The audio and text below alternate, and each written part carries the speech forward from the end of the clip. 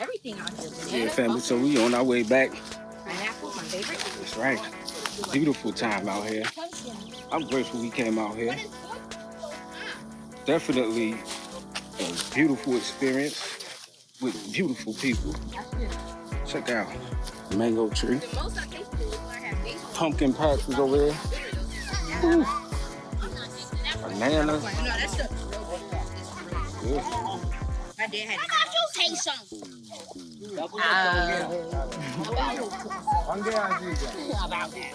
My skin feels smooth. Everyone had a good time? Yeah. It's not over. The cat ain't got pineapples. Yeah. Yeah. So we about to pick some pineapples. Then we're gonna go to the Bagamoyo, to like the I believe this what's it, the slave area? What's it called? Boom back here? Bring it to the beach.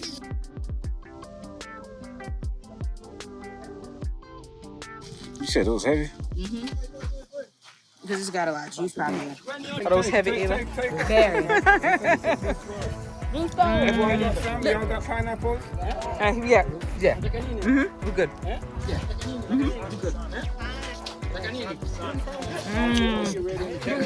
Sounds stable, but this was very nice. Yeah. I think so. Maybe not.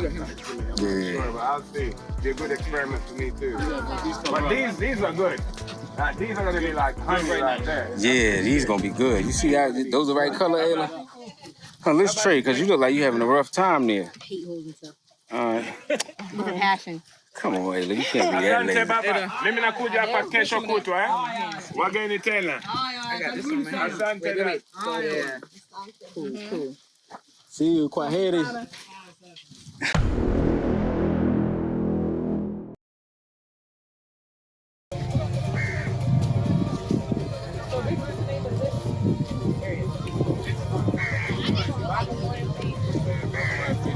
So we're walking down through this way, guys. That's pretty. Fish market. Talk about smelling the beach.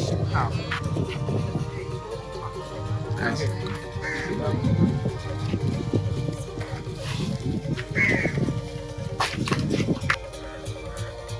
Bagamoyo fish market.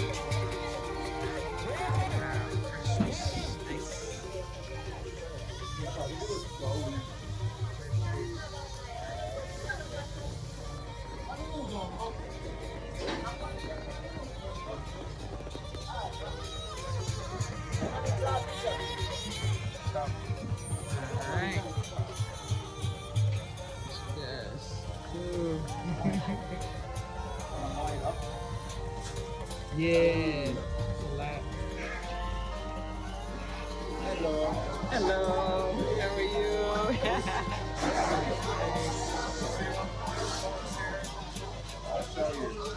So these boats here were very similar boats used in the Arab slave trade. Believe it or not, these boats can make it all the way to India, Pakistan, Iraq, Iran. That wood goes as far as the Comoros Islands.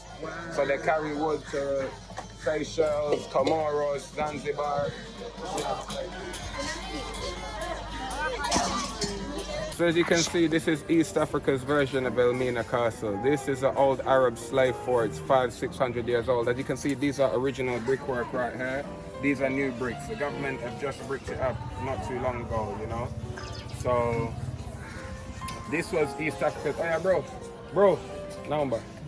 This is East Africa's version of Elmina Castle. Once you came through this door, you'd never ever return again. You know, this is no return. You'd go into the slave fort, be auctioned off, and then that would be it. You'll end up Pakistan, Iraq, Iran, all these kind of places. You know, so we've got some traditional Tanzanian coffee here mixed with spices. Shit will rock your world. But I like this shit. Yeah. Woo! Right here, boy. Yeah, boy. Yes, we walk around the front and I'll show you guys soon. Too late. Good? So, as I'll tell you about these things right here. So I showed you even where the farm was at earlier, slaves were marched all the way from Kenya, Uganda, Rwanda, Congo, all those places down here to be sold. They were auctioned off in this building on the left, which we'll see shortly. Here, these poles were owned by individual slave traders. These were to chain the slaves.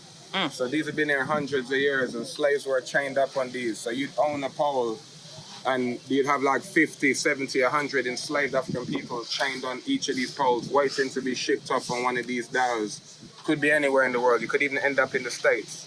But most of the slaves here was for the Eastern Peninsula. Arabia, Persia, Pakistan, India, Baghdad, Mesopotamia, all those empires. So yeah, this was the last point. And many people died here, you know, because some of the people didn't even seen the ocean before. They came from Congo and Rwanda and these places, Uganda with no ocean, came all the way down here to see this ocean, some big ship waiting for them. They died of heart attack. So like I said, that's why this place is called Bagamoyo, meaning where my heart lays to rest. You can look at the slave port. Come, G3. Okay. So you see here, this is an old fort behind me. So people are auctioned. Now it's a government building. It was also the old German post office, but before that, it was an Omani slave fort. And right now, as I said, the government take, as you can see, you can film behind me right here. Okay. That's it behind me. So yeah, a lot of slaves and things were taken and auctioned off from here. I don't know, for some reason they seem to be funny about filming the place. I don't know why. It's a really big draw for tourism, but they're not connected to that kind of slavery history like West Africa is, you know? Yeah.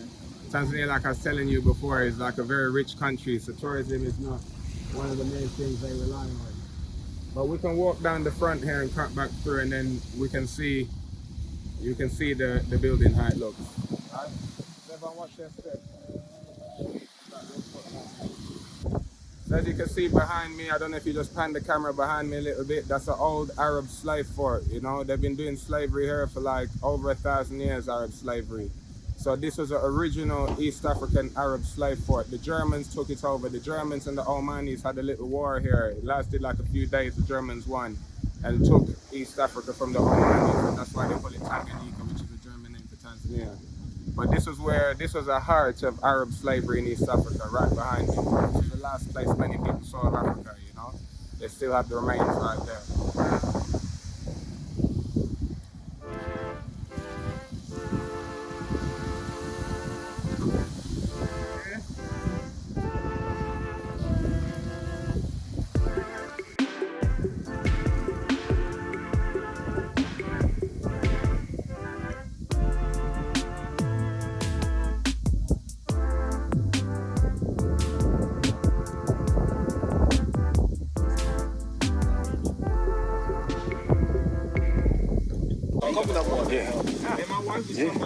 So we're at Bagamoyo Beach.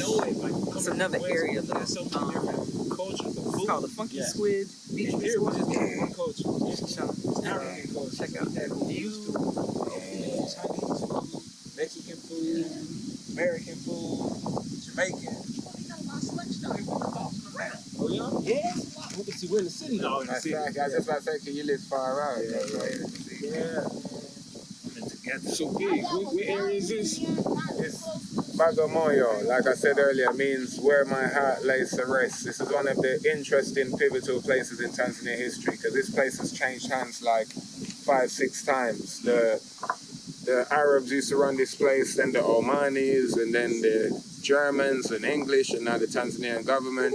This was the capital of Tanzania for hundreds of years, actually. As you can see, before we showed you all those old buildings, some of them like 300, 400, 500 years old. So it's a very interesting history in this town. It's very cool, calm spirit in this town. And also, you know, you can feel all the energy and the spirits here. Because as I said, this is the old slave capital of East Africa. You know, so there is a calm here that you can feel. Because it's all those hundreds of years of ancestry and spirit. See, right now we're sitting under a neem tree. Now that stuff protects you from mosquitoes. The Bagamoyo is magnificent, you know, and you can see behind you the beach is really clean.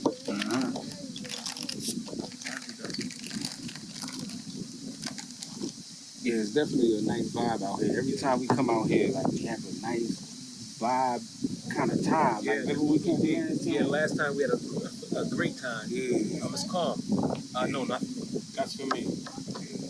But this time we was blessed to see like the history and went to the farm. You know, Good vibes, man. good vibes. Yeah. A lot of education too. A lot Yeah. of education, man. Man. It's a lot of history that we didn't know about that we learned on this side. We know mostly about the West African slave trade, but you learn a lot about the East African slave trade, and you see how people have been hiding in history. Yeah. Man. Yeah. Cause I swear, like in school, I never learned about this side, like the slave trade on this side at all. Yeah. I bet once we start unpacking everything, I'm sure there's gonna be a lot of stuff that we're gonna learn. What is that's at a rabbit hole never ends. Yeah. Yeah. Why don't you keep digging? Watermelon terrier. Yep. Can they do take one? Yeah, terrier. She's saying there's no fresh juice. Oh, there's no problem. So she's saying she can make some. It's gonna take 10 minutes. That means That's 1 hour. that means an hour. I know it not. The Kika Kumi. The Kika Kumi. That's 10 minutes, right? It's eventually.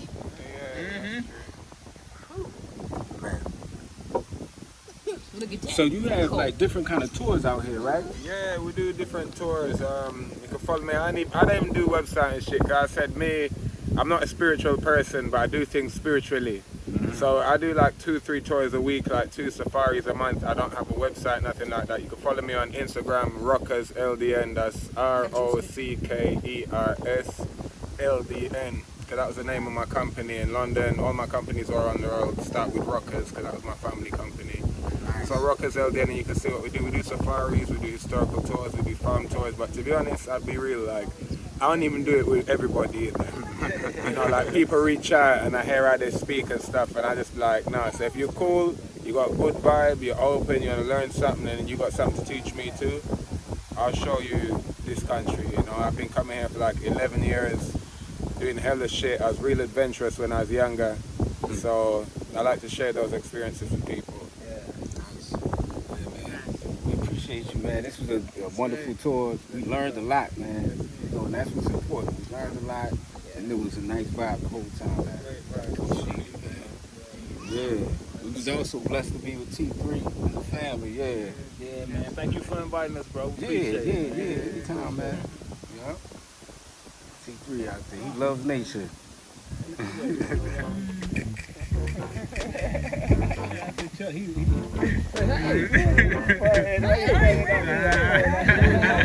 Yeah, right. Yeah, thank you for coming too, Sean. Oh, much appreciated. Thank you for the invite, as always. Appreciate it.